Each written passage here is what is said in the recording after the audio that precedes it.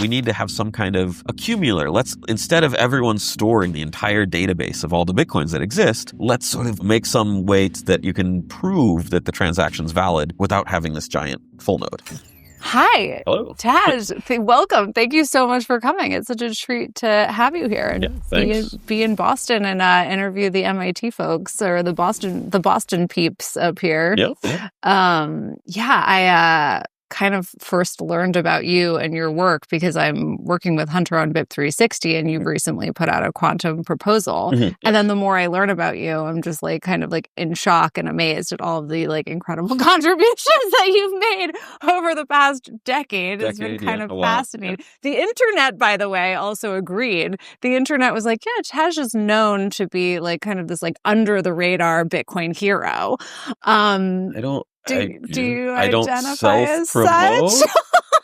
But like I do, because some people are like, no, I'm not doing any interviews, or I like don't have a name, but like that's my name on my passport or whatever. And like, I don't know, I never had like that kind of security where I'm like, yeah, I'm going to be totally offline or something. I guess it raised. But at the same time, I don't like advertise. I don't know. I just work on stuff. The first time we met, you probably don't even remember it. I don't even know if we actually like shook hands, but was at the Boston Bit Devs where like Hunter spoke and it was like the quantum focused, and it was the same week as MIT Bitcoin Expo.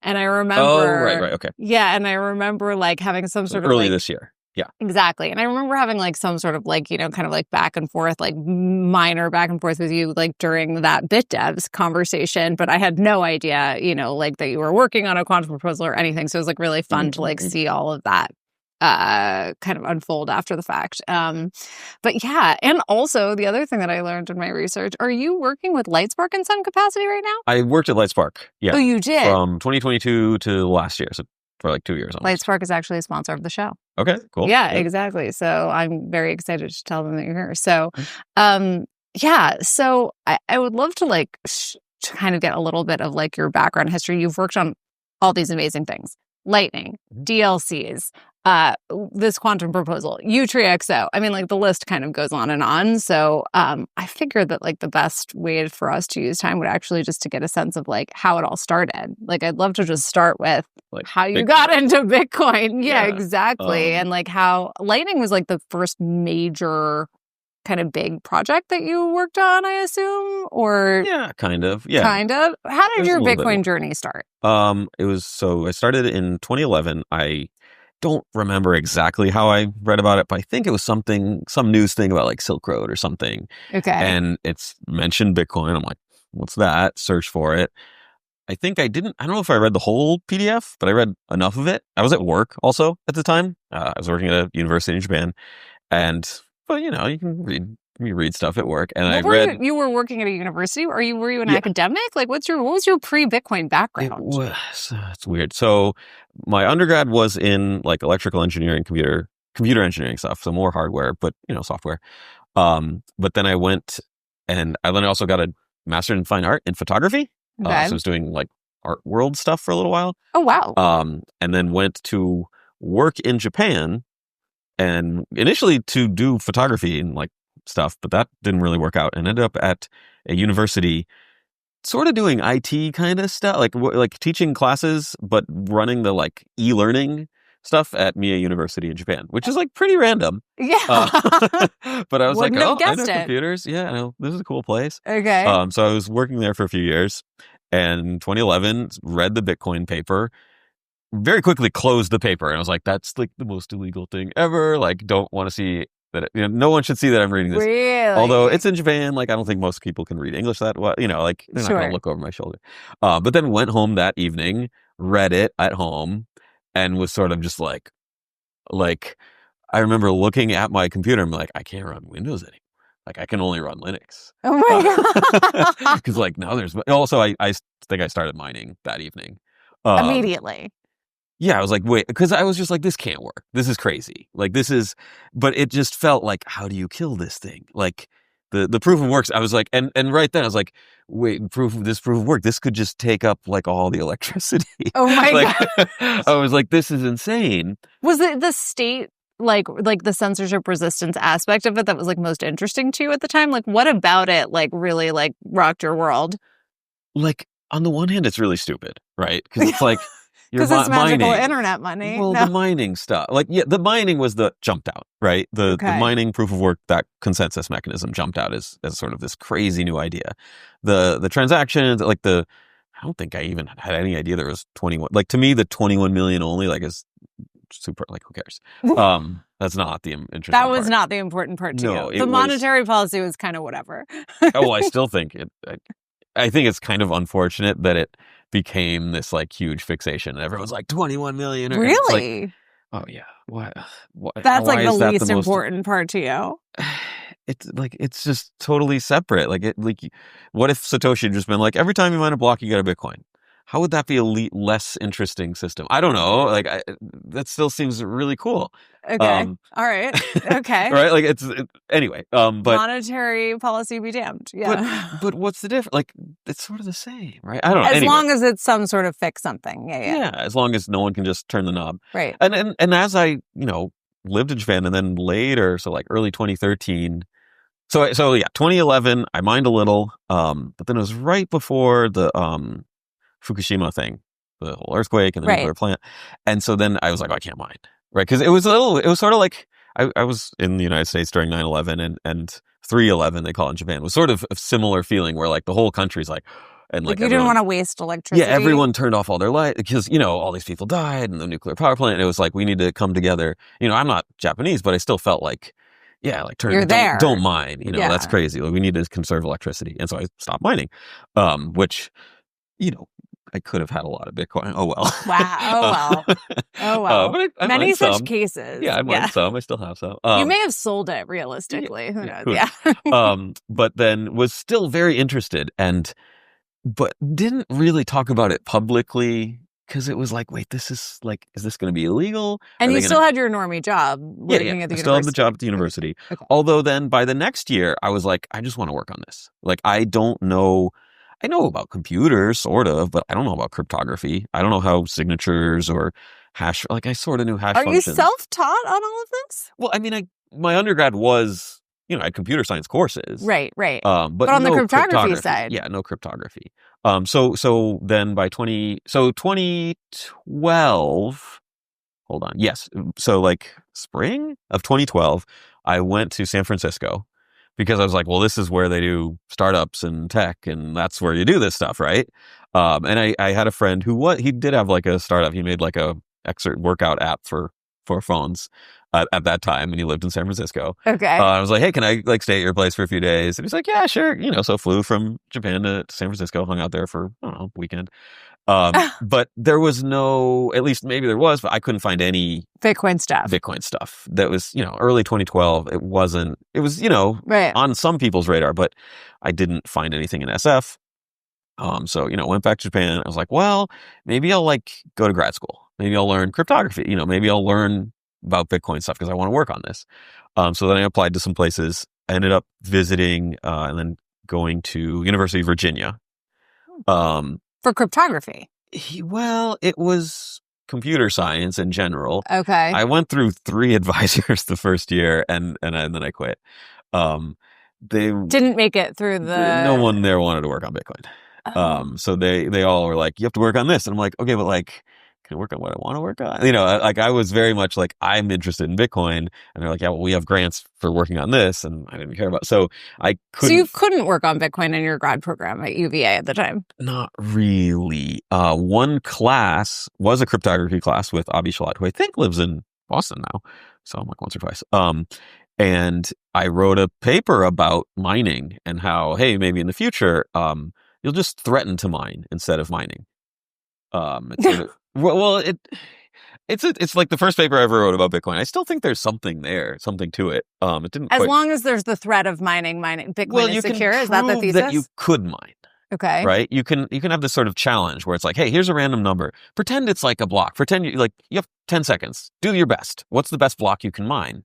And you give me back the answer. And so I can for anyone, I can sort of figure out how much mining power they have. Right. It's very easy. If you have a giant data center with, gigawatt of mining power, right, you can prove that to anyone very quickly and reliably. So what you could do is sort of coordinate or collude, I guess, and say, hey, we're all these miners. Why are we all working against each other? What if we make like an OPEC kind of thing for mining? Right. And everyone proves how much mining capacity we have. Okay. And everyone gets paid according to their capacity, but we all agree to turn our mining down by about 50%. Oh, man. And that way we save a lot on electricity. But we all still get the exact same amount of coins and we have the same amount of security. If anyone tries to attack and reorg, we turn it all back on at full blast. And so there's sort of simulations about that. And I thought it was interesting. And I thought, long term, maybe something like this would happen. Maybe it's bad. Maybe it's like seen as an attack or something, but maybe it's just how the system will work. And eventually, I don't know. It hasn't happened because what's surprising is that the CapEx has still been very high. So I sort of thought, well, long term, you buy a mining chip and you buy a mining chip for $1 and you're going to put $100 of electricity through it. And, you just keep running it and running it. That hasn't happened. You keep getting new chips. So you buy a chip for $1 and you put, I don't know, $1 or $2 worth of electricity and then you throw the chip away. And so it's sort of that balance between how much the chip costs and how much the electricity costs, which this whole idea is totally useless if most of the cost is the chip. So the mining piece of this was like clearly like the immediate like obsessive factor for you initially. Well, it was so novel. Like there's nothing like that. Yeah, that was the part that was like, this is insane, mind blowing. The transactions and signatures and all that. It's like, okay, that's cool, but that wasn't Bitcoin, right? Like Bitcoin didn't invent any of those things. Most of like the major projects that you worked on though, and I'd love to like kind of get into some of them, have not been necessarily mining related. No. I mean, so when did you wrote this paper. Did you continue to write about Bitcoin? I mean, how? Yeah. So that was early 2013. And then I left the PhD program, moved to, also March 2013, went to San Francisco again. Okay. Right. Then it was like SF BitDevs. There's tons of people. I talked to Tarek. I talked to Jesse Powell at Kraken. I talked, all these. I was like, oh, okay. Now it's happening. Now I need to move here. I was 2 years early. Early 2014. Sorry. Okay. So I went, the first time was 2012. The second time was early 2014. I was like, well, I was early, but now this is where to go. So I just quit and moved to I didn't even have a job or apartment, but I just flew to San Francisco. Okay.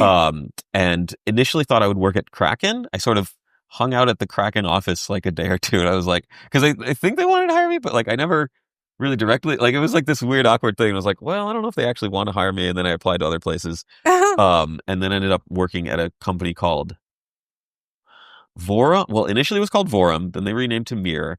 I worked there because I went there because Nick Szabo was working there. And I was like, that sounds cool. And so I went and joined and ended up working on Ethereum. That was sort of the project they ended up doing at the company. And I was the whole time, and like talking to people, was like, they were like, oh, we can do these, synthetic assets and derivative contracts and all these kinds of things on Ethereum. I was like, can you do that on Bitcoin? Like, I bet you could do that on Bitcoin.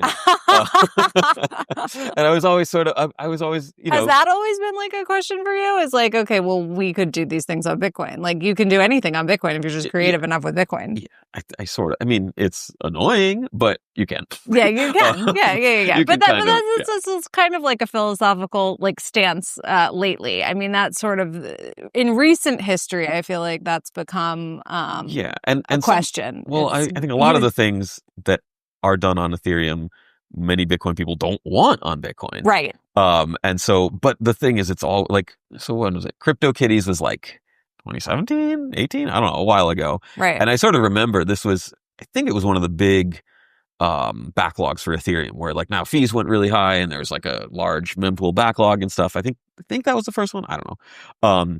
But I do remember sort of Bitcoin people being like, oh, haha, you have these problems. And I was just like, oh, come on, this could totally happen in Bitcoin. And it did years later, but it was like, yeah, totally can't do that here because we don't have Turing completeness. But, obviously you could. And people did a couple of years later with like ordinals and that kind of stuff. Did you have like any insight? Like, did you have any like predictive insight into how it would happen? Or you were just more like, I'm sure it's possible on Bitcoin one way or another? No, because even before that, there was like counterparty stuff. There was stuff like that. So you were like, it's right. We're in the ballpark. You could definitely always do NFTs on Bitcoin. It's just, it was harder. And to Ethereum's credit, like they embraced that stuff. That was one of the selling points. Like, hey, you can make your own token. It's easy. Right. And Bitcoin, generally, people didn't want to make that easy or didn't want to enable it. Right. But anyway, so they, you've had all these. You can do a lot of stuff in Bitcoin. Okay. So do you were we at want this that, company that basically was like trying to make Ethereum happen. And yeah, we did. I think we did help work on some of the Ethereum. This was before the Ethereum coin offering pre-sale, right, the whatever. ICO or whatever. Yeah. And it was sort of just this research thing. And I helped. So if you look at the Ethereum proof of work hash function, I did write a paper that then led to that they implemented some of that. Oh, wow. So it was called Hashimoto. And they used it. Cute. And it did work. Hey, it was, you still had GPUs until pretty much the end in Ethereum. So that's cool. But RIP. But I never worked, like, as soon as I sort of backed off because they were doing the like crowd sale thing, and I was like, okay, wait, I'm not working on this. And then we were saying, so immediately that you were like, no, I don't want to be involved with this like token situation. Because I was scared to just, one of the reasons I was okay working on Bitcoin moving to San Francisco was fall 2013, there was some like C-SPAN, I don't know, Senate Congress hearing or something. But I remember watching it at grad school, and I was like, the government doesn't want to arrest everyone that's working on Bitcoin? Oh, okay. Like, that's cool. Like, I was just very surprised. It's interesting. You said that was like your first thought when you read the white paper was this is illegal. Okay. This is like nuclear weapons stuff. No, I still think that. I mean, people kill each other over money. So, but the regulatory implications of this were like a major driving factor in like what you were and were not willing to work on. I don't know, regulatory. It's just like Bitcoin people are like separate money and state. It's like, yeah, the state kind of likes having control over the money. Yeah. And they do have all the weapons. Yeah. Yeah. Like, and it's okay to just make this. Okay. Like, and is it like, I want to work on this thing. I think it's really important. It's great. At the same time, if someone's like, hey, we're going to throw you in jail if you work on it, I'll probably just stop. Right. Yeah, like, it's not worth my life. I don't know. Right. Of course. Ultimately self-interested. Yeah. Well, to that extent, sure. Yeah. But I was sort of like, okay, like, I guess people are okay with this thing. And now that's a whole other story. But so that's one of the reasons I was like, okay, I can work on this. But it's at the same time, I've been paranoid for well over a decade. Like, oh, everyone's going to jail. I'm like, no one goes to jail. No one gets in trouble. You're like, it's fine. Ethereum never gets in trouble. Ripple, no one gets in trouble. Like all these EOS, they get no one gets in trouble unless it's like, okay, SBF or something like really like egregiously bad. Yeah. Where you're stealing other people's money. Otherwise, it's just like, yeah, you do whatever. Maybe you have to pay some fine, which is like half of what you got from people. So you left the Ethereum company basically, mostly because you were like, these people are going to jail. No. So the Ethereum company was cool. We were trying to do similar things in Bitcoin as well, and I was sort of working on that side. But it was frustrating because like they also, I could sort of tell like regulation wise, they weren't going to do this stuff. Like was scaling the like big focus at this point or not yet? That started to be. That was not something the company I was working on at the company. Okay. But I did hang out with Joseph Poon from the BitDevs, meetings and stuff, and start working on the like Lightning Network. Okay. While I was still at that company. Okay. And then, how did that idea come up? Like, I'm just curious, like how those conversations I will totally went. give credit. Joseph had the sort of network of HTLC's idea. Okay. That was his idea. And this is hard to remember because this is a long time ago, but I think my contribution was like sort of how do you make a channel stay open indefinitely? I was sort of like, okay, how do you get a channel to actually work? And then Joseph was working on like, okay, how do you get the network to route the payments? Right. They're both really important, anyway. So two sides of the coin kind of. Yeah. We both worked on all of it, but right. If you want to make a distinction, I think that's sort of, I don't know. Yes, Joseph, maybe he disagrees, but okay. that's sort of maybe the division. Anyway, but yeah, How long did it take you to write this paper? Like, how long were you brainstorming about the concept of Lightning before you wrote it? Months. So months, so not like years. Late 2013, we were talking about it. And he approached you, and he was like, "I have this idea." We just hung out because I didn't know his name. Like, that's kind of the fun thing in Bitcoin. Like, I work with people. I don't know who they are. I don't know their names. Like, I don't ask. Yeah. Yeah, we're just friends from the internet. Well, this was in person. Well, right. BitDevs, right. So he was at the Bitcoin meetups, and I would talk to him. I think first he was talking about some like hardware wallet where you use the headphone jack to send transactions. I don't know. I was like, oh, cool. And we were just talking. Brainstorming. And then he was like, oh, what if you did this network? And then I worked on him with it. We ended up working on it, quite a bit.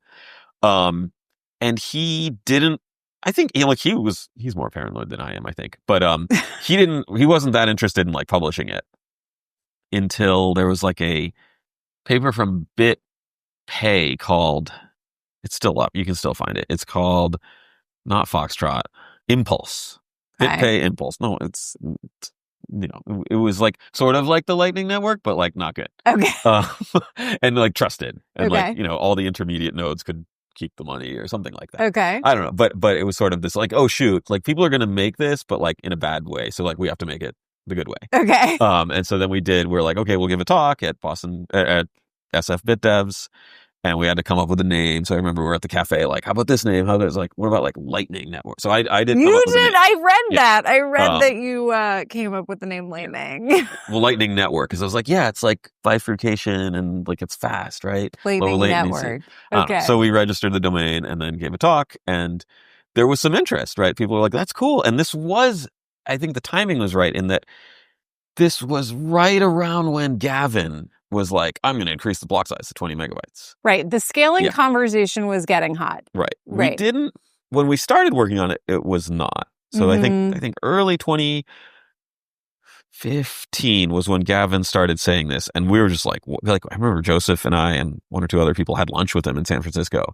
And we were just like, we didn't say anything because like I didn't really know him. But after we're like, he thinks he's in charge of Bitcoin. Like, that's not how it works. Right. No. And I it makes sense. He was working on it. So like sort of since Satoshi was there.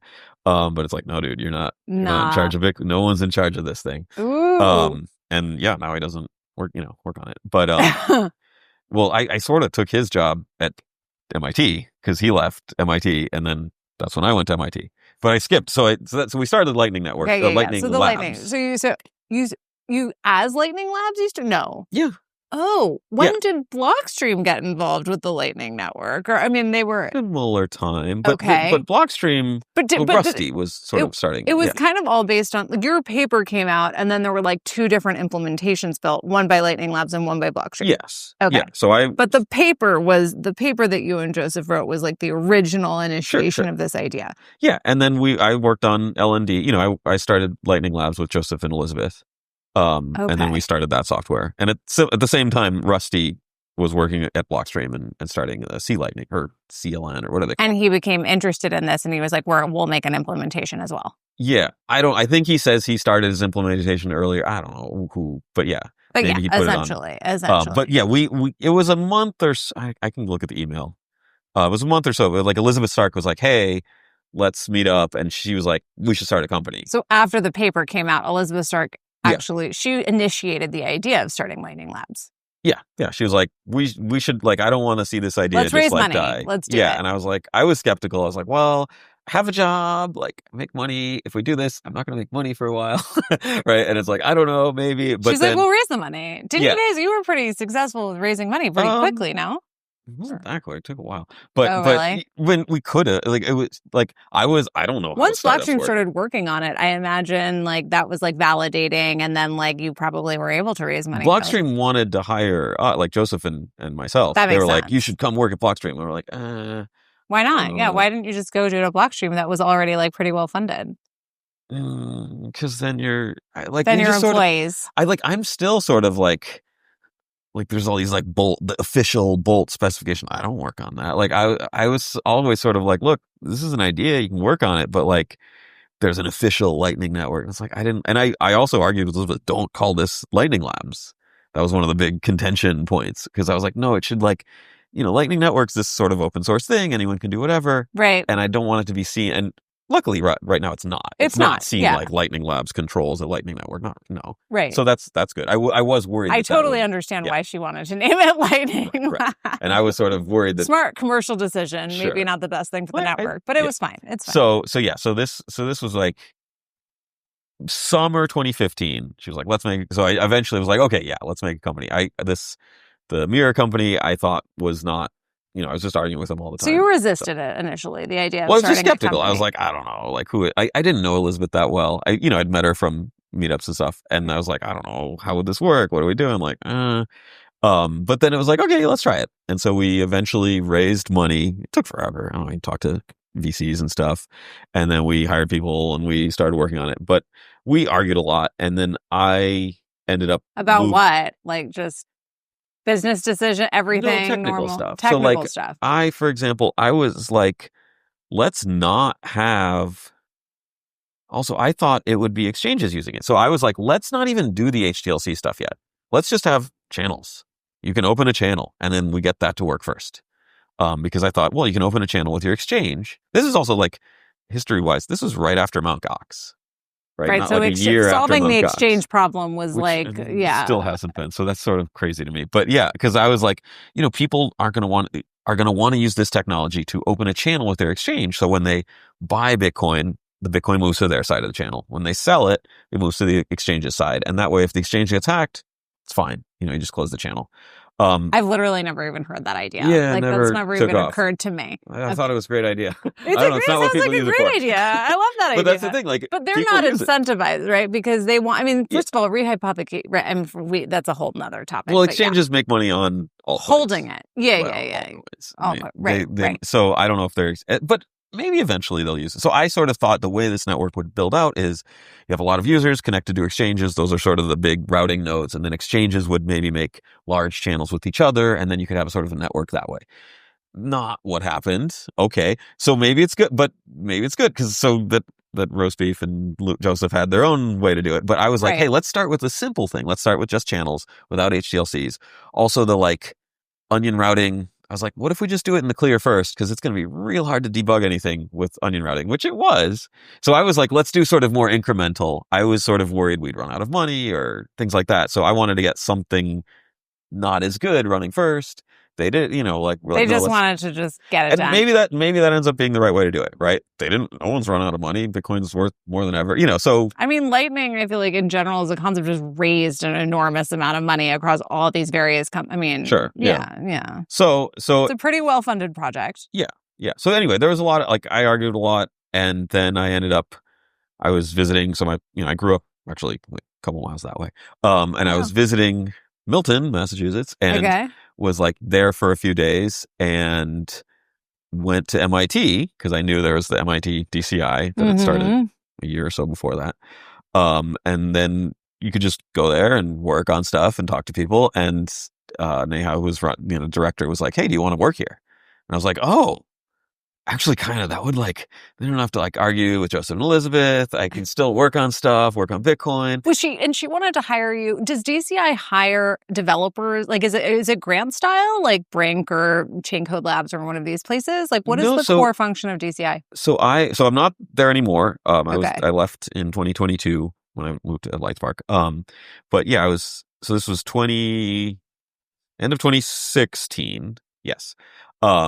And yeah, I was hired as a full-time MIT employee. So I was a research scientist. Okay. So DCI is a part of MIT, basically. Yeah. It's in the MIT Media Lab. It's a research group. I don't know what the official initiative. Got it. So you work for MIT when you work for DCI. Yeah. So I go to MIT every day. It's an office. They moved us to a building that's, I don't know, MIT owns all the buildings around there, and how Harvard owns the rest of Cambridge. It's like sure. That. But yeah, so it was a MIT thing. I taught a class. They wanted you to teach and work on whatever you wanted, basically. Or were there constraints? What were the constraints? What did they want you to work on? There were some things where it was like, okay, because you got to pay the bills, I guess. We ended up talking to companies a bunch, and I would talk to Nomura, NRI, Nomura Research That's Institute. Educational stuff though, right? Consulting? No, because it ends up being the money comes from blockchain or whatever. So there's some company that wants to track tuna on the blockchain. And we're like, what?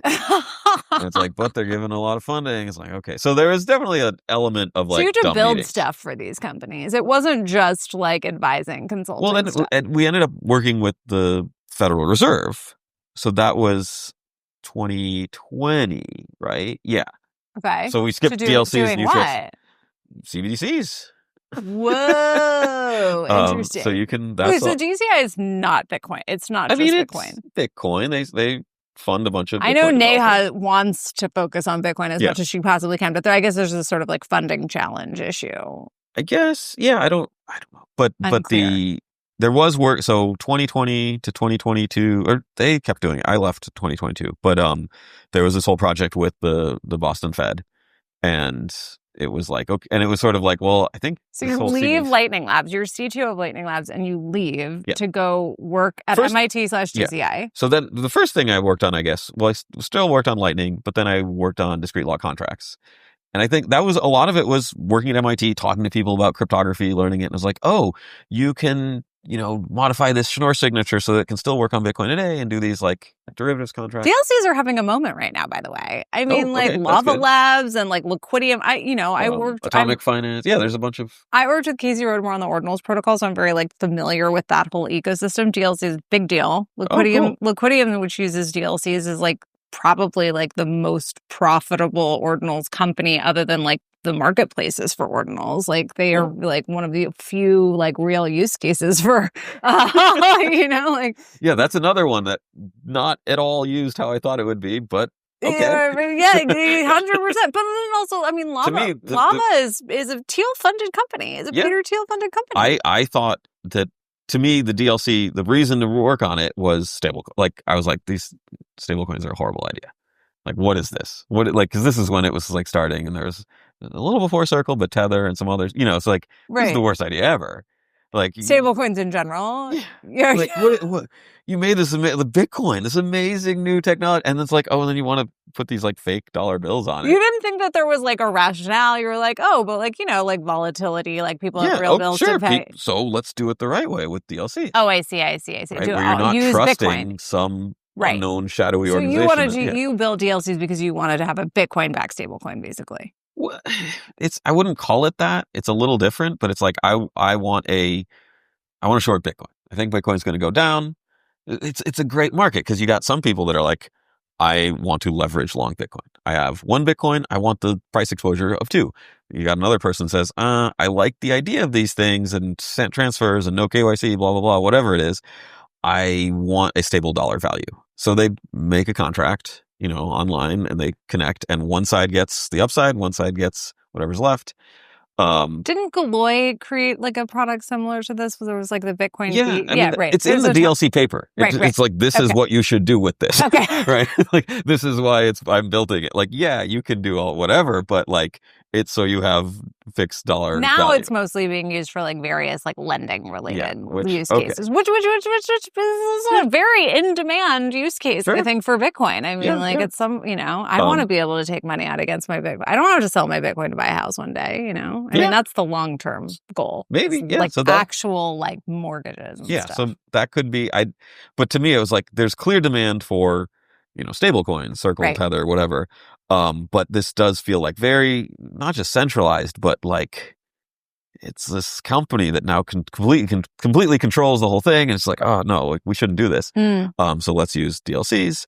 It never, I don't know, but yeah, 10-10-1, I guess they ran out of money. There's a bunch of companies that started, and it's a sort of awkward thing where like I help the companies a little, but like I haven't worked at any of these companies. So same with Lightning, like I want to work on it and help, but it's like all these companies, so I sort of move around. I don't know what I'm doing. So you just drop papers. You're like, I'm just going to I worked on the software for all these things too, right? I wrote software for Light. Although with DLC, no one used the software. I think in a lot of cases, like write software and then people look at it and like, yeah, I'm writing my own. This is like a special Bitcoin developer like profile, like personality type, where it's like, okay, I'm going to like start this project and then I'm going to move on to the next project, and then the companies will just keep the projects alive. Well, so the DLC one, I did work on it with people at MIT.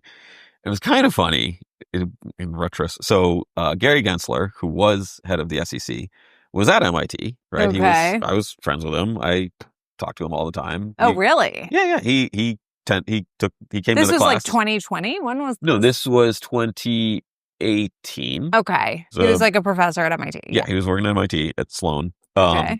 And I was working on DLCs, and I think we made like a DLC proof of concept thing with some students. And so Gary was into Bitcoin. Well, he was aware. So the problem was one of the students was like, "Oh, Gary said I can't work on this." And then we're like, "What do you mean?" He's like, and then I talked to him. He's like, "Yeah, like this is illegal. Like you don't, this is commodities futures trading, and you're not registered, whatever, because he used to be the head of the CFTC for DLCs specifically." Yeah, he had and this I concern. was sort of like, it was weird because I was sort of friends with him and like worked with him for a while, and then I was like, You're like, "Come on, bro, man, like we're just writing software. Like there's no money involved. code of speech that was already like passed. I don't know, but he wasn't like, I'm going to do anything. He's like, you should talk to a lawyer. Like I'm just saying, like you could get in trouble He's like, for it's this. not my law. It's just I don't know. the So law. and like, yeah, maybe he's just trying to help out, but it was this sort of weird, like, yeah. So then But students it's didn't want to interesting work to on know, it. like he really was like pretty informed. Like he is like fairly informed. I talked to him about it a lot. Like I went to his office all the time and explained that, so he was interested in it. I don't know. And probably various Bitcoin related. I mean, yeah, it sounds like he's technically informed about Bitcoin. Oh yeah, he's not just like theoretically informed about Bitcoin. No, and you can see the class we taught in 2018, and Gary asked some questions. They're good. He knows stuff. He knows what he's talking about. Yeah. So, but anyway, so that sort of, I stopped working on DLCs because you were like, maybe this is illegal. Well, it was also just like, this isn't a good place to work on it, right? I have no upside. I'm not going to make a company and make money while I'm here. And like the students don't want to work on it because like, oh, like, and it's like, do you want to talk to lawyers? It's like, it's just a pain. And then companies even at that time were fundraising, like, oh, we're going to make a company and do DLCs. And it's like, okay. And I was sort of like, well, and also like, all these Lightning companies raise tons of money and like this other DLC companies. And I was like, well, I want to work on something where no one makes money. Because if I keep working on things where other people make lots of money, it's annoying. So I'm going to like work on somewhere. Speaking of which, I'm not totally satisfied by the answer to the question. Why did you leave Lightning Labs to go to DCI? Oh, we just argued all the time. Okay, so it was just like annoying politics, just like like getting into or then 4 people. It was so small. 3 is a crap, maybe. Oh, she was right. Yeah, and like Joseph's great, but like I would argue with him, and then roast beef was I don't know. Like when did roast beef come into the fold? Spring 2016. He graduated from grad school. He got a master's, and then we sort of recruited him because we thought he was going to work on BTCD. We sort of knew him from BTCD world. What's that? BTCD is an alternative implementation of Bitcoin written in Go. Oh. That I guess no one cares about anymore. I was going to say, I did not know that there was a Go implementation of Bitcoin. Yeah, BTCD. It's been around since 2013 or 14. But no one really uses it. Did he write Lightning Lab, all of LND is based on it. He was working on it. He was working on all of LND is based on BTCD code base. So like LND is written in Go. Yep. And a couple years ago when... Is Core Lightning also written in Go? No, Core Lightning's in C. It was originally called C Lightning. Oh, because it's in C. And Rusty knows C because he worked on Linux forever. Oh, interesting. Okay. Yeah. So BTCD code base is used in places. I don't think people run that many BTCD nodes. I still think it's a cool idea. I'm not a like only run core one code base kind of person. I think it like... But in practice, yeah, I run core as mine for my nodes because BTCD doesn't have the attention, the eyeballs, doesn't have the resources. Makes sense. But I do sort of think the idea of multiple implementations is positive. It's like necessary in that like if part of this whole thing is like freedom, like you can do whatever you want. Right. One of those freedoms, you can write your own software and run it. And you can also choose which implementation you want to run. Sure. Right. Like if like one of the implementations is like taken over by a crazy dictator and like there's only like one person pressing the buttons, you can use a different It's important that it's open source and like, if you want to write your own implementation, you can do that. Right. It might be a bad idea. It probably is. But like, hopefully it's not. Like, hopefully there are different. So hopefully the implementation that you're using is stewarded well. Yeah. Or like the project now with Bitcoin Core with called LibBitcoin Consensus or LibBitcoin Kernel. I don't know what that's called now. It used anyway. But the idea of like, okay, let's take like script interpretation and some of these like really hard to get right parts that don't really affect it and sort of make a little module so that other people can import that and put that in their node. Right. And so people are working on that. So that's how you brought. So Roast Beef was working on BTCD, which is a Go implementation. And you brought him in to work on. He must have been like the first employee. Was he like one of the first? He was the first employee. First person to join. Yeah. Besides us 3. And it was literally the 4 of you just like building L&D. Yeah, well, first it was me and Joseph. We'd go to like the food court at the Metreon Mall in San Francisco because it's like a co-working space for free. Like, Totally. just have like desks and Wi-Fi. And you bring your Sure. laptop. I don't think they ever got an office even after. Really? They're fully remote, probably. Yeah. Yeah, but we would hang out in places in SF, and then Roast Beef joined. And then you just got tired of the like. We just argued. too Like we small ended up. team. We sort of ended up having two different griping. implementations. Okay. There's like Ellen, like it's like a in Git you can have like a branch, and there's just two separate branches. Like we're never. Oh, you merging basically these. had two different visions for what like Lightning should be technically. Well, like implementations. It's not even vision. Like you we had both two want the full same. different implementations. Yeah, we just argued. Lightning Labs had two separate Lightning implementations, basically. For a little Yours while. and Joseph's. Yeah. Well, no, Joseph wasn't. It was more Roast Beefs. Oh, okay. And yeah. Anyway, so drama, whatever. But like, it's just like, look, I'll just go work on stuff over here. No big deal. But then Joseph left a few months after I left. So then it was just Elizabeth and Roast Beef. Okay. Or Lalu. Yeah. Interesting. Okay, so then you go to DCI, you're working on DLCs. Mhm. Gary Gensler doesn't like them. Well, yeah. So I worked on that a little while. This story stopped. is insane. Okay. And then started working on Utreexo. Yeah, right after that. Right after, because you were like, okay, I guess we're done with DLCs for now. Yeah, and although part of it was DLCs also are like, having a renaissance. They are Yeah. having a revival at the moment. Well, I still think it's a good idea. Yeah, it's a great idea. It's smart contracts on Bitcoin, basically. Well, I still think dollar, like instead of stable stablecoins, we should be because I think DLCs. stablecoins are a huge problem about waiting to happen. But what's your biggest concern with stablecoins right now? So I think a lot of people on the internet are like, oh, maybe they don't have the money. And it's like, or Tether, like maybe Tether doesn't actually have all the money to back up their 100-something billion, whatever it is, of Tethers. Maybe they do. Yeah, maybe they don't. I've never been that concerned of that. It's like, yeah, maybe they have the money. They're just not going to give it to you. Right. So the centralized authority is the bigger problem. It's not the lack of funding. It's what would be, how would that work? They just don't give you the money. They just don't give you the money. That's what that's how dollars. Like the government just breaks down and like law just doesn't work anymore. No, government has to break, doesn't have to. Tether just says, no, we're keeping it. But then aren't they like beholden to the government though? Like, don't they have to like abide by laws? They're like a big giant company. It seemed pretty illegal to do what they're doing, at least initially. I don't know. Like, it seems like a bank where you just don't have to know who your customers are. I don't understand. Like, I don't understand how like Wall Street and stable coins coexist. Because if you're like running, I don't know, Citibank or JP Morgan, and you got like all these lawyers and you're paying all these people, and then you look at Tether and you're like, you guys, making 7-8 billion a year with like 10 employees? Like you just get 150 billion of deposits and you just pay zero interest and you just don't do anything. Like, so how, so either something Wall Street about this is sketching you out. Well, it's just unstable. It's like either Wall Street says, we want that. Right. Right. And then either they get it or they don't. And if they don't, then they take out the stable coins. I don't know, right? But so DLCs basically would like create like a kind of like a type of stable coin situation, synthetic situation that would be trustless, essentially. Well, you still have to trust someone to report the price. The Oracle. Yeah. But I feel like that's a much safer trust assumption than someone's got all these dollars. Than like having a company like hold all your hold the treasury bills to back this up. Well, treasury bills, yeah, and also just So I don't know how I don't know how it's going to work out.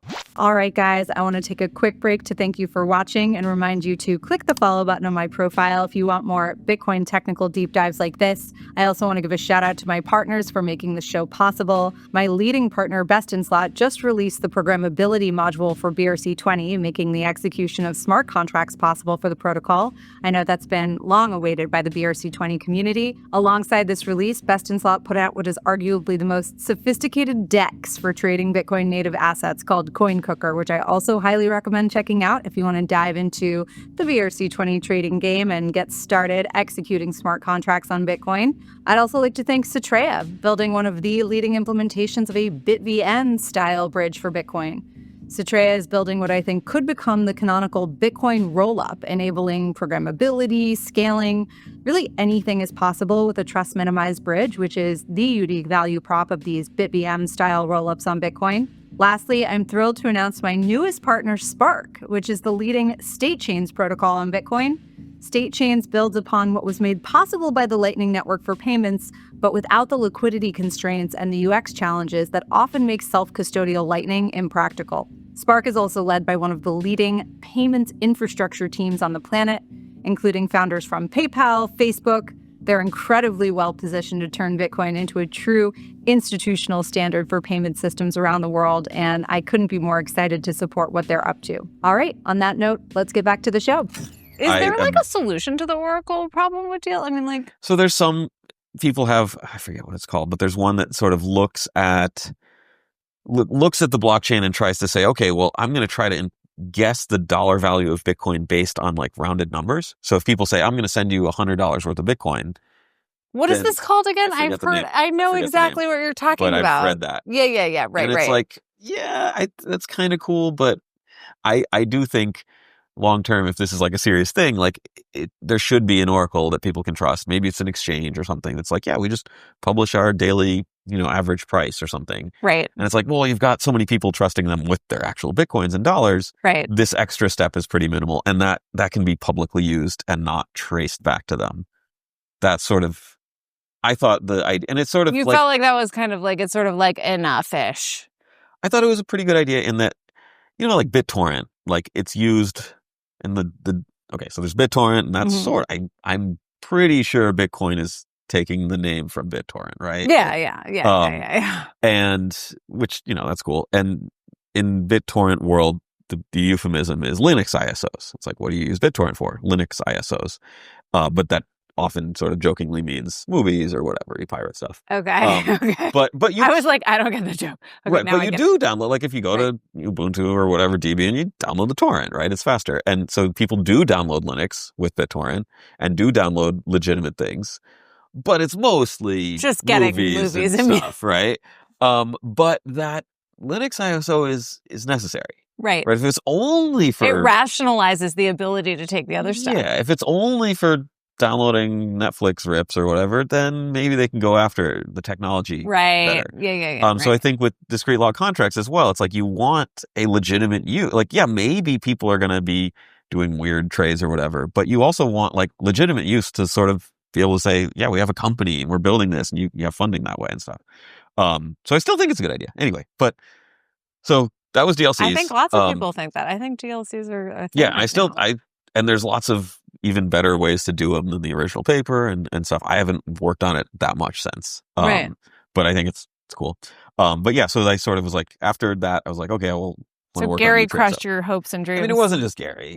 That was a minor part, but it was sort of funny after the fact. It was like, because I guess a lot of people didn't like him, but it was weird because it was just altcoin people that didn't like him. He never did anything about Bitcoin. He was okay with Bitcoin, I thought. So anyway. Interesting. But then started working on Utreexo. What was the inspiration for you? Well, tell me first in TLDR, what is Utreexo and what was the inspiration for Utreexo? So the idea of Utreexo, I don't think I had the idea. Similar with Lightning, people were thinking about, let's make a network of payment channels. Like that general idea is sort of, I don't want to say obvious, but like people had that. Mm-hmm. And same with Utreexo. It's like, hey, we need to have some kind of accumulator. Instead of everyone storing the entire database of all the Bitcoins that exist, let's sort of compress that or make it into a Merkle tree or make some way that you can just prove that the transaction's valid without having this giant full node. Mm-hmm. So that idea had been around for a while. And this was like something that people have been talking about well before, like the arbitrary data wars is like what I call it. Like there's like all this like ordinals. Sure. I don't know when the first, but like everything in Bitcoin people talked about in like 2013, right? Because like there are no new ideas in Bitcoin. It's just recycled ideas. It's just how do you do it, right? How do you actually get it to work? Right. And maybe there's some new ideas, but yeah. So do you think people are now like? I'm surprised that conversation hasn't kind of reemerged in popularity given all of the arbitrary data wars and like ordinals and inscription challenges that we need to advertise better. So with Utreexo, I worked with Calvin Davidson. We recently released, but we posted BIPs, so like these 3 documents, and we're going to get BIP numbers. And a lot of people had no idea how it works. This is for Utreexo 2019. Yeah, that I sort of wrote the paper out. So it's been years. But people haven't, it's not, I don't think it's that well known. Interesting. Which makes sense because there's no way to make money off Utreexo, right? Whereas Lightning, I think one of the reasons it got very popular, one was the scalability stuff at that time. The other is people see it and say, "Ooh, I'm going to run a node, I'm going to route payments, and I'm going to make money." Yeah, that right? makes I'm going to sense. get sort of this like passive income, and That makes sense. I was the whole time like, okay, maybe you'll make a little bit, but this is going to be very Right. competitive. Utreexo is actually like, I don't know if it's complex. I mean, you can tell me if it's Sure. complex or not from like a coding perspective, but like, for what? Like, it's just, it's charity to the network, basically. It's like a good idea, but not necessarily a business idea. Yeah, it's like, it's a modification to You the could node. kind of maybe, I mean, you could create like a whole, wall. Well, let's talk about what Utreexo is. So it's like, before could you make a commercial Bitcoin node? No one has really, like, it's the same idea. It modifies how the Bitcoin node works, right? but it doesn't modify how it, from a user perspective, it's and just not that many people small. run nodes. I mean, nodes in general are Well, not a good that's business. that's part of the thing. Is like, we want more people to run nodes. Right. It's a little chicken or the egg, because like, in order to make this a business idea, then you would need to prove that there's demand for people running nodes. Well, so I don't think it's a business. I don't think Utreexo No. is a business. Yeah, I don't know okay. if a lot of like, but Okay, so that's never my concern. What It's is just, like, I want us to work. Utreexo? Let's Okay, start so there. the What is idea is- Utreexo? Okay, so a good explanation of when you're running a node, if you look, you say, I'm going to run a node, you run a Bitcoin node, you'll see there's two big folders with a lot of data in it. One called chain state and one called blocks. The blocks folder is the blockchain, and that's all the transactions that have ever happened in Bitcoin. And it's 700 something gigs now. And the chain state is sort of the result of, okay, what Bitcoins exist now? And that's much smaller. That's, 15 gigs, whatever it is. It's actually gotten smaller. It can go up. That can go up and down, right? So the blockchain only gets bigger. Every time there's a new block, that's another. It's all the data of every transaction ever versus like a snapshot, basically, of like what's in everyone's wallets at this moment. Right. What's left? So if you run through the blockchain, your result is the chain state. Scaling has been an issue from the beginning. That was the first comment ever written about Bitcoin in response to Satoshi was, this doesn't scale. And that's, but what's sort of counterintuitive is the blockchain, the large 700 gig thing, it's not really that much of a bottleneck compared to the chain state. The chain state is really much more of a bottleneck because right now with Bitcoin Core, you can prune the blockchain. You could say, I'm going to delete all the blocks from, 2009 to 2017. I don't need them, right? Like, I already looked through them. The only reason you need them is to serve them to other people who are That is also, by the way, just so that I'm aware, like, you can prune any of this like arbitrary data that people are fighting about as well, right? I don't even want to mention them. There is a project that puts their data in the chain state instead of the blocks. So that it's not prunable? It's stupid because it is prunable with UTXO. Okay. But but it's not prunable as it currently exists. But most arbitrary data that's put on Bitcoin is prunable. Yeah, because of the discount, because of the SegWit discount. Witnesses count for 1/4 as much. Okay, I could go down like a whole rabbit hole right now asking like, why aren't people just pruning it rather than trying to filter it and all of that? They do. Well, I mean, pruning doesn't mean you never have to touch it. Pruning means you get it in your mempool. But it takes the weight off your node, right? I mean, that's what pruning does. It takes it off your hard drive, but you still process it, right? You still, get it on your network. Which means it's just time. It takes time to actually get the state on your node, but then you just don't have to save it, essentially. Yeah, you have it for a while, and then usually most nodes will keep a couple weeks worth, and then after a few weeks, you can delete the old stuff. So it's mostly just a time issue, though. It's like being able to sync a node takes a longer amount of time. Yes, but these inscriptions and JPEGs are per byte are very fast to verify because you're not doing signature. So if you because there's no signature. Yeah, so it's just like, here's this 300 kilobyte JPEG, and your node's just like, okay, the hash matches, done. Whereas if you have 300 kilobytes of signatures, you're gonna churn through. So even the speed argument's not that strong. I personally don't care about. I saw ordinals. I'm like, this is silly, right? But I don't. And this is attack on Bitcoin. I'm like, this is a pretty easy attack. I don't worry about it too much. Okay. There are the ones that I understand are more frustrating are the ones where no, we're going to use fake pub keys. Okay. Right. So instead of using the witness space to put our JPEGs, we're going to chop our JPEGs up into little slices that look like public keys and make them in outputs.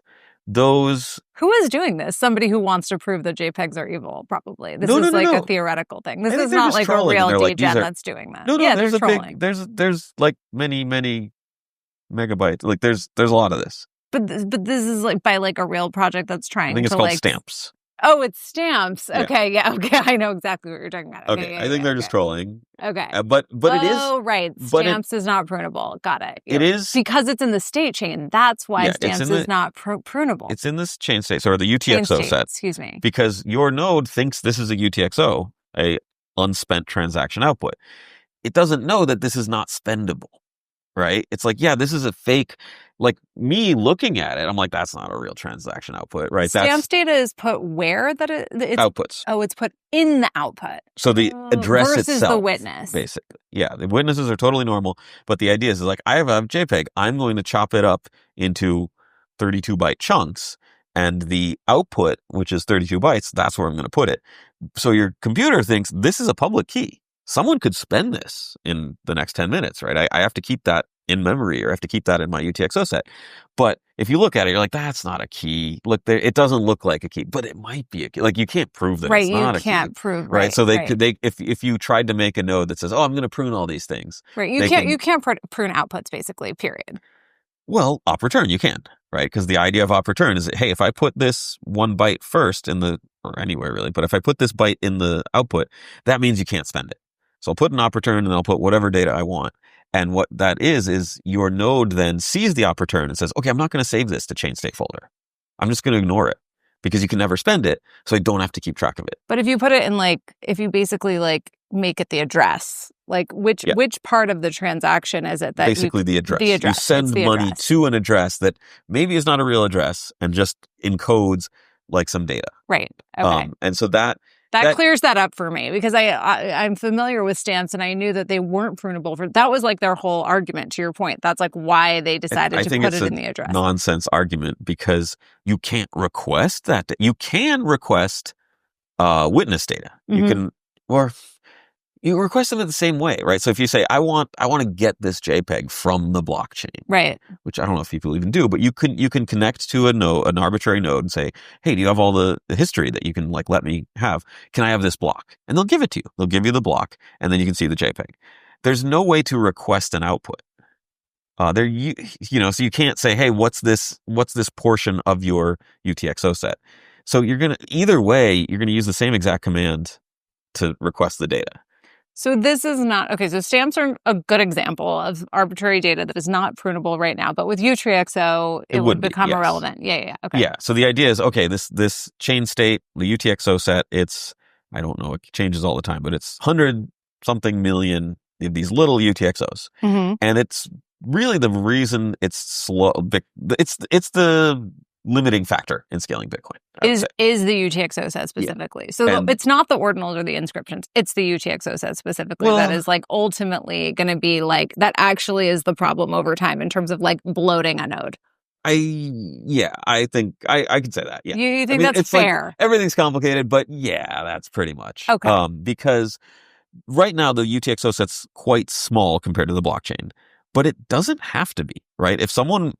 I shouldn't even give people an idea. If someone wants to attack Bitcoin and they have a lot of money, you can expand the UTXO set at 1 megabyte every 10 minutes, right? And so you could have 100 gigabyte UTXO set that's not prunable, and if you want, and you need to hold that entire thing to verify transactions, and it needs to be fast, right? If you're a miner, you need to be able to verify, see a block, check it against your UTXO set, and very quickly come to the determination yes, this is okay or not, to be a competitive miner. Is it, you said, so signatures are slow to verify? That's separate. That's a separate issue though than just actually.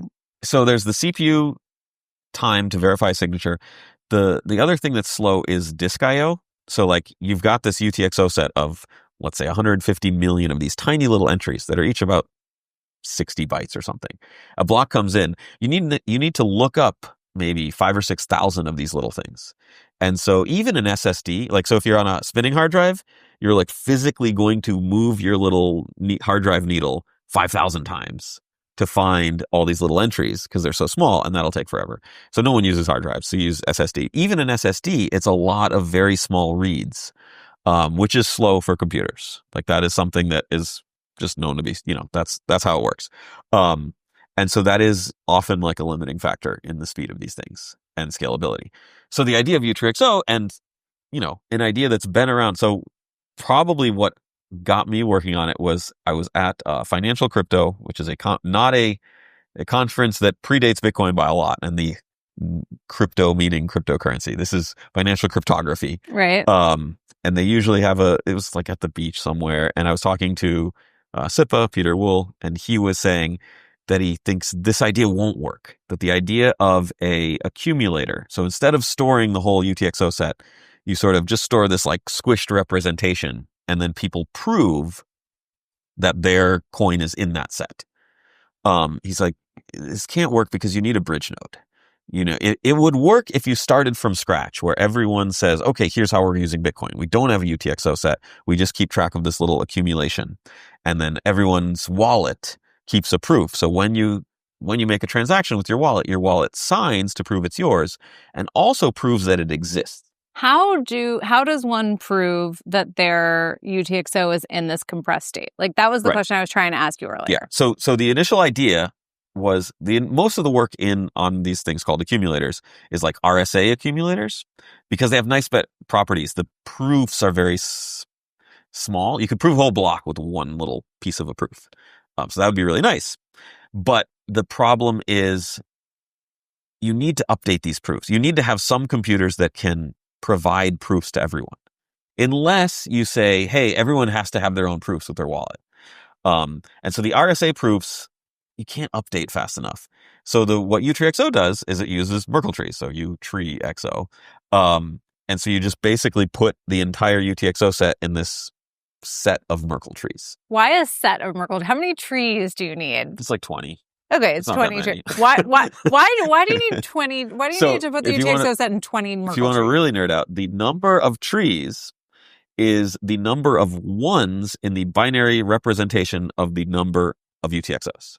So if you have, it's kind of a fun nerd thing. So if you have 16 UTXOs, you only need one tree. If you have 17, you need two. Okay. If you have 65,530, whatever it is, 65535, then you're going to need 15 trees. Okay. Right? It's yeah. So that like you write it in binary and then count the ones. That's how many trees you need. Okay. So this was like a design choice. This wasn't like a technical limitation. This was like something that you designed it that way. Utreexo is one of these fun ones where it like feels like the universe is like, no, this is how you do it. Like there's kind of no other way. Like it's just like, no, you have to have log n over 2 tree like roots. How else are you going to do it? It just sort of naturally unfolded. That was what's fun about There's working some on natural elegance to Utreexo. That's actually elegant, but it's just like, yeah, you got Shores Provost called it elegant in the Utreexo episode of Bitcoin Explained, which I highly recommend, by the way. But yeah, it is working on you more so than like Lightning. DLC, there's kind of some fun math things where like, ooh, this matches up really well. But the Utreexo, working on it initially was very fun because you're sort of like, oh, this is how to do it. And it's like, oh, this works. And then this. So one of the things that's very nice is, and specific to Bitcoin, in Bitcoin, this UTXO set, normally what you have it on your hard drive, you write new UTXOs. When someone makes a transaction, the outputs get stored. When someone spends them, they get read and then deleted. What's nice is the only time you ever need to read it is when you're deleting it. And in Utreexo, this also really matches up. You prove it, and the proof is also the data needed to delete it. And so it's like, it all sort of fits really nice. It's kind of fun. Right. That's the part that they said was elegant. Yeah. Which just happened. Like a lot of these things is like, oh, look, cool. It works. I think a lot of the things so it's like, oh, you have all these cool ideas. I think a lot of it's you just get in early, right? Like, if I didn't work on Lightning, someone would have thought of the same stuff a year later. Well, okay, so tell me, so this is a good segue into why Peter Willis said this wasn't going to work. Oh, because everyone was looking at it with RSA based or other sort of, I don't want to say fancier accumulators that have compressible proofs. Okay. So you say, oh, I need to prove. So here's a block that comes out. It's got 6,000 inputs, right? 6,000 UTXOs are being spent. With an RSA accumulator, I have one little proof that's a few hundred bytes. Done. I proved all 6,000. That's great. Utreexo does not work that way. Utreexo, you kind of have to prove all 6,000, which is a downside, totally admittedly. But the trade-off is now the bridge node, nodes that can sort of prove anything on demand, is totally doable on a laptop. Whereas the RSA ones, it was and you would only need one bridge node in existence, in theory. I mean, that's very centralized bridge node. Very fragile. So very you want fragile. a lot. You want as many bridge nodes as you can. Yeah, but in both the RSA case and like a hash-based accumulator case, you technically only need one bridge node. If everyone starts using it, then you don't need the bridge node anymore. If it just becomes like commonplace to just run a Utreexo node, basically. But it's like, how would that ever happen? Because it would literally have to be everyone. Because if they stop having bridge nodes, and then one person's like, oh, I want to spend my coin, everyone will be like, well, you don't have a proof, and you're like, what's a proof? Like, I don't even. So you probably need these bridge nodes forever. You need bridge nodes. Which basically in a bridge node is, just for clarity, is like basically a node that's running both sets of software. It's got the old UTXO set and has the full sort of Merkle tree, so it can prove things. But everyone would need to know to connect to this bridge node. Well, so in the current software, which does work, the bridge nodes do not advertise themselves as such. Oh. I'm not going to say it's like totally stealthy and you couldn't figure out which nodes are bridge nodes, but they're not saying, hey, I'm a bridge node. But so then, how do you know who to connect to if you just connect to peers and they relay so if the idea is, let's say you have a bridge node, it sees regular non-Utreexo transactions. Right. Every non-Utreexo transaction in the mempool it sees, it sticks proofs on and sends it to the other side. So you don't necessarily need to get the information from a bridge node. You could get it from another node that got it from a bridge node or whatever. Yeah. So then you have a peer-to-peer gossip network, just like regular mempool. You can gossip with other people. And I do think that's important. It would be easier to not do it that way, but we worked on it. And I think it's important because, what if you only have 10 or 20 bridge nodes initially, right? Because people aren't using it. You don't want that to be sort of a target, similar to like Electrum nodes. I don't want it to be like that. Why did Peter Willa think that bridge nodes were a deal breaker? Oh, for RSA accumulators, it's sort of infeasible. Oh, it's too... The RSA... Because it's just too complicated. It's that you need to individually update the proof for every UTXO. Okay, yeah. Basically, there's other techniques that maybe mitigate this, but basically it's like, okay, I have 150 million UTXOs. A block comes out. So this is a disadvantage. And Joe Bonneau has a nice paper from 2 or 3 years ago that this is a hard, there's no way around this. Right. Sort of how to prove. And he's like, hey, your UTXO is about as good as you can do. Like, I sort of guessed, but he is like, here, you cannot have an accumulator design where the proofs don't change. Or he sort of has these hard limits on how you can do this. But it's a good paper. And it made sense. The proofs change, which is bad, right? Because the idea, one of the biggest successful use cases of Bitcoin is I have a seed phrase. I have my Bitcoin. I memorize it or put it in a treasure chest or whatever. And then 10 years later, I get my Bitcoin, right? And I only keep this seed phrase.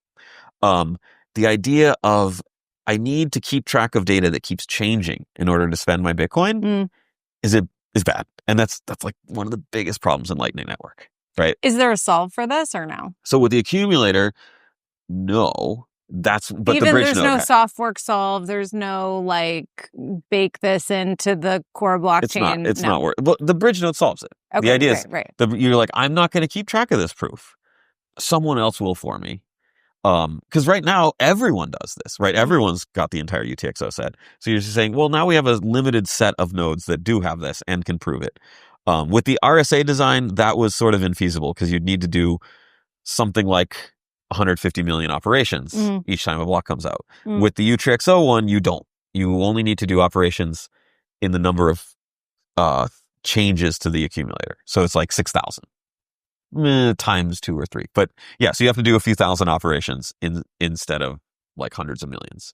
Speaking of soft fork, I want to make sure while we have time that we get to Lifeboat. Which will be theoretically that is a soft fork proposal. You would need to a soft fork in order to make Lifeboat work. I'm not going to touch that. This will be our last subject matter, I promise.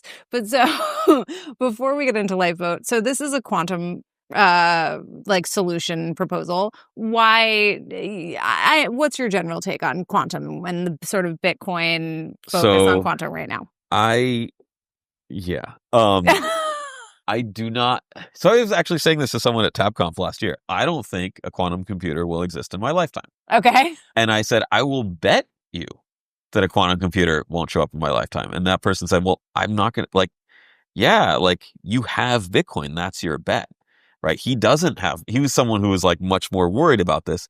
And I realized like, wait, no, this is something important to work on because there are people who don't want to hold Bitcoin because of this. Exactly. And I disagree. It's an adoption problem. I mean, I disagree. Like to some extent, like I'm like, no, come on. There's no way there's going to be a quantum computer. Like there's right.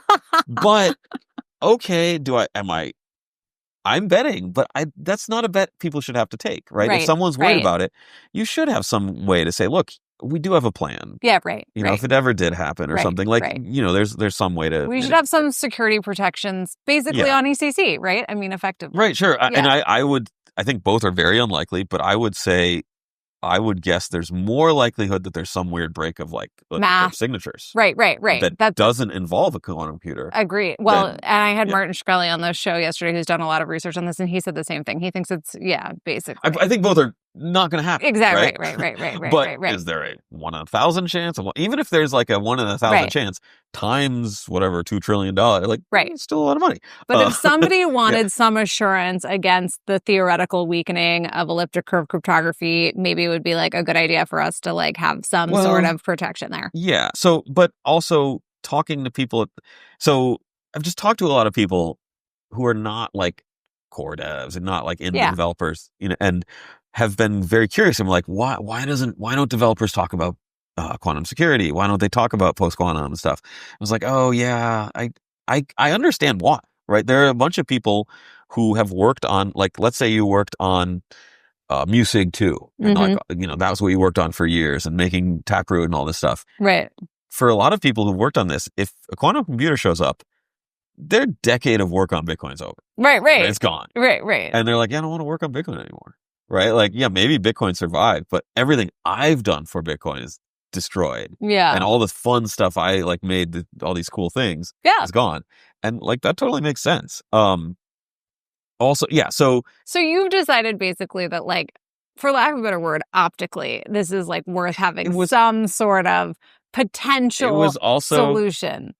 It was like, was it like Vegas? There's all these companies that are like, oh, we're going to like save your quantum. I was just like, don't need it will be a new shitcoin track, by the way, 100%. There's already like IOTA. There's 100% going to be like a full new wave of shitcoins that are dedicated to like making Bitcoin. And to me, looking at it, I was just like, there are so much simpler ways to do these things. Like, I also sort of think like this is not a huge problem. Like the. So anyway, but Lifeboat. The thing that I like about Lifeboat, so tell us about your proposal. Because, So, and first of all, we should probably preface by saying, you know, most Bitcoin that's just hanging out in addresses, if those addresses have hash public keys, then they are generally considered like pretty quantum resistant.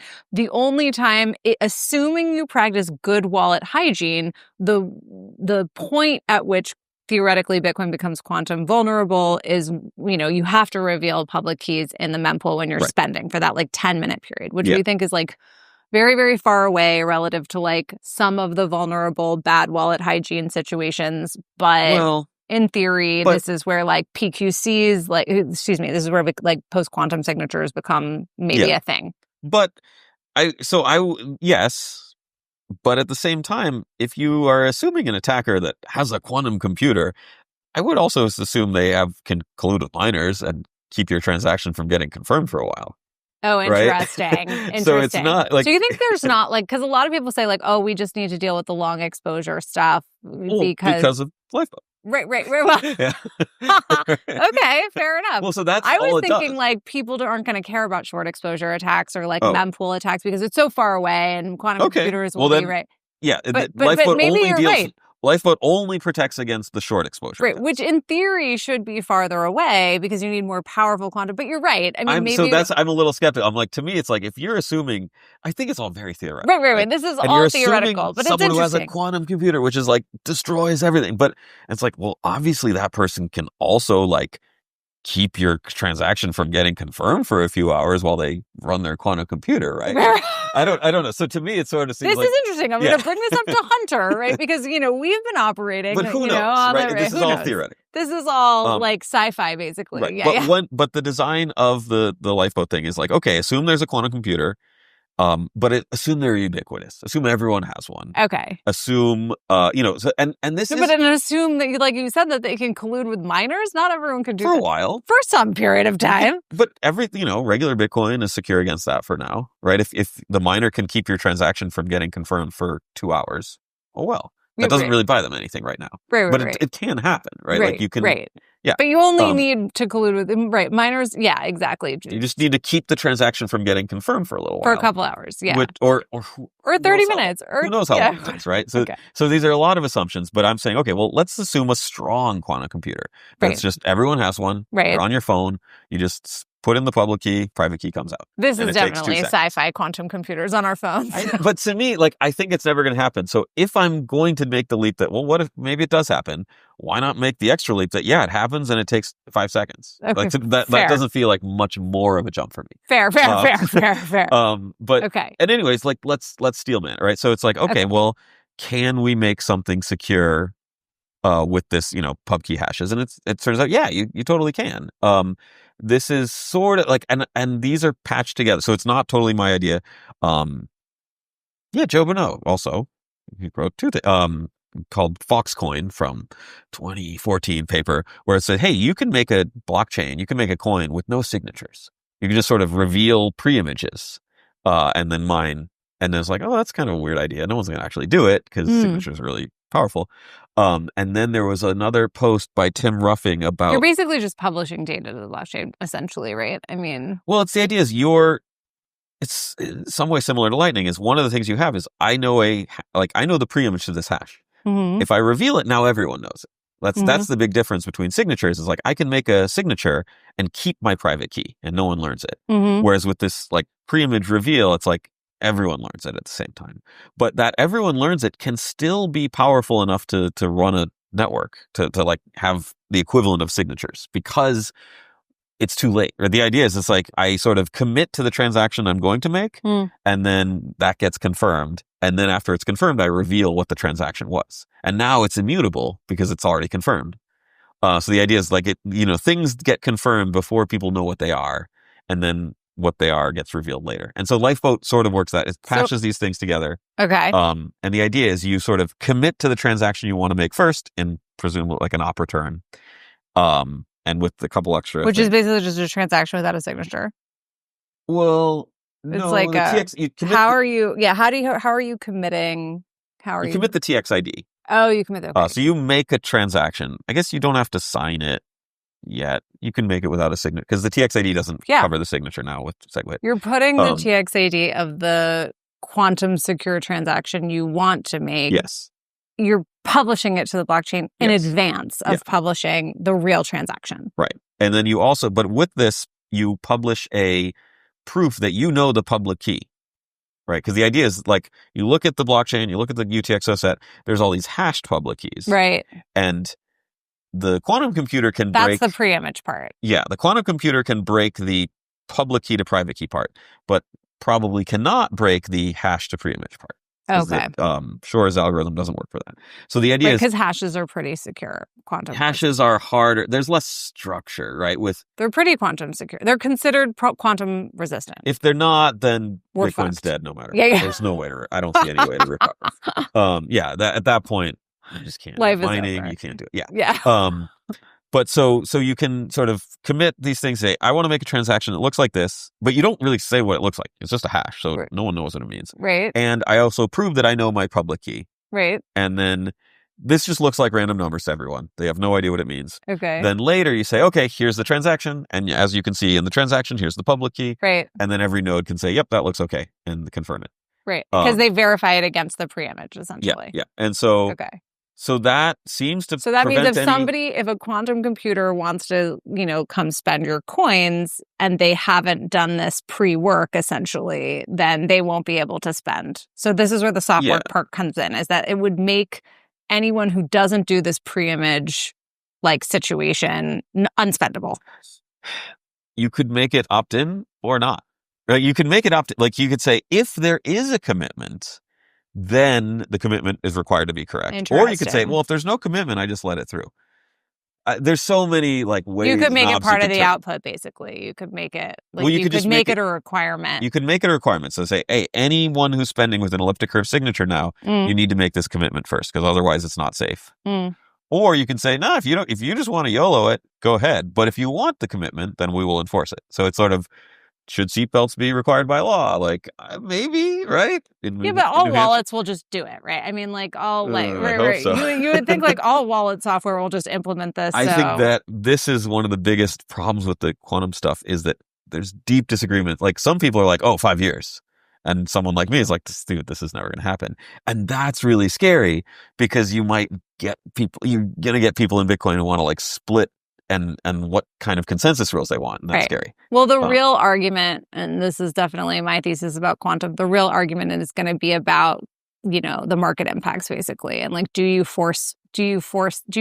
Satoshi's prints, for instance? Like, do you allow quantum theft to happen when like those coins could be liquidated and take the price? And at the conference we were at in SF like a month ago or so. Yeah.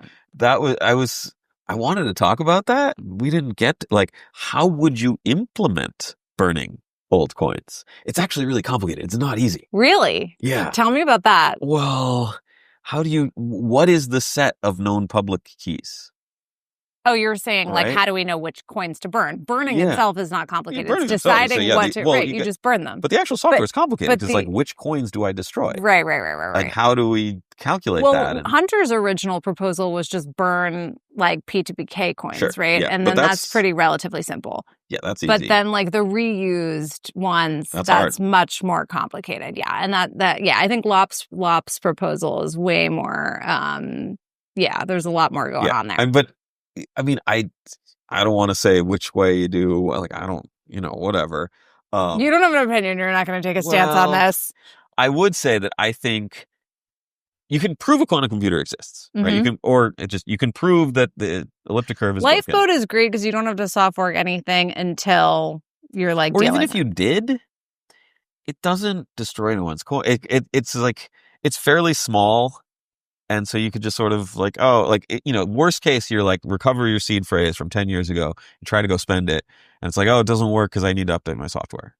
And then you update your software and it works fine. Right. Or even if you don't use the old software, it just, like it adds a few bytes. And it's a much more simple change than like the only other way to protect Bitcoin from short exposure attacks would literally be introducing PQ signatures into Bitcoin, which is like a much more complex and elaborate change. Yeah. Well, then there's also these ideas of like, well, what if we prove knowledge of some kind of preimage to the private key? I don't know if those will ever work. It's complicated, but there's a lot of different knobs and stuff. And at least, Lifeboat is not a well thought out, like, oh, here's how to do everything. It's like, look, this general idea works. You can change it in so many ways. But it does sort of seem that, short-term attacks, you don't have to worry. Do you think you'll put any more effort and time into fleshing this out? Or do you think it was just like a fun experiment? You will. No, because there's a bunch of other stuff you can do. You can aggregate signatures with Lifeboat. You can. Do you like Lifeboat? Well, this was not just a fun idea. This was not just sort of like I'm going to throw out a hat in the quantum ring. This was like a real effort. Bunch of, like, it's this. It's an interesting, like, it's like a good nerd type thing. It's like, hey, well, how would you do Bitcoin without elliptic curve signatures? It's like, oh, that's a huge change. What would you do? And it's like, oh yeah, there's a lot of things you can do. Or like Roast Beef's talk at that conference was about the hash-based signatures. Like, wait, and I need to talk to him. I need to have him on the show next because I haven't done a deep dive into his proposal. Yeah. So I think it's amazing that all these people are putting quantum. It's like, it's interesting culturally that people are putting all this effort into quantum. I really hope it never is needed. Worst case, we all work on some cool ideas and it's there if you ever need it, and we don't, and great. Ethan was obviously on the show. It was we just filmed, and he said, like, similarly to you, like, we should at least look like we have a plan.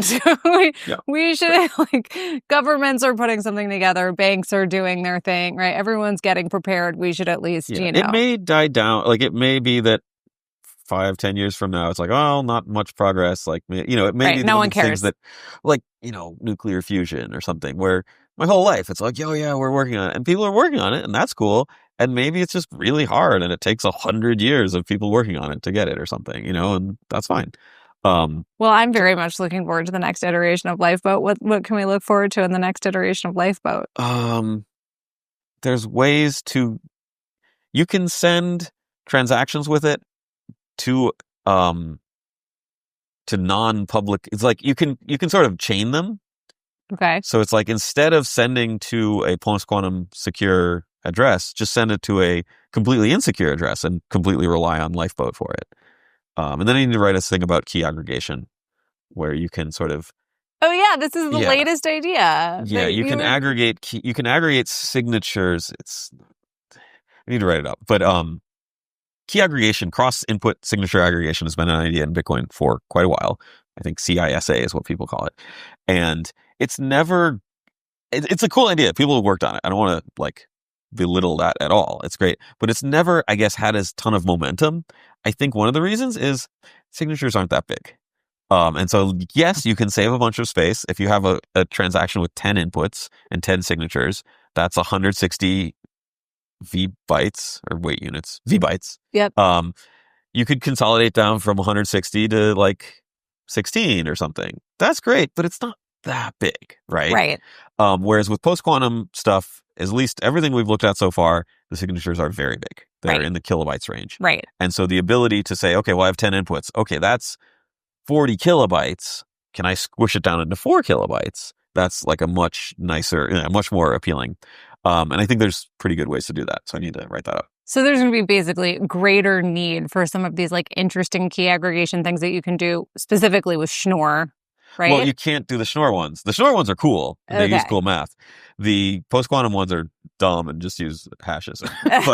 but you can do it. Okay. Oh, I see. Okay. Yeah. But basically, we're going to need to figure out key aggregation. It'll be more important to be able to do this when you have giant post-quantum signatures that you're dealing with on the blockchain. Yeah. I think that's part of the, if you're saying, oh, we do have a viable plan to have a post-quantum mechanism. Well, wait, if your signatures are 4 kilobytes, that sort of implies that your transaction rate drops by 95%. And so it's like, okay, you used to be able to make a million transactions a day. Now you can make like 20,000.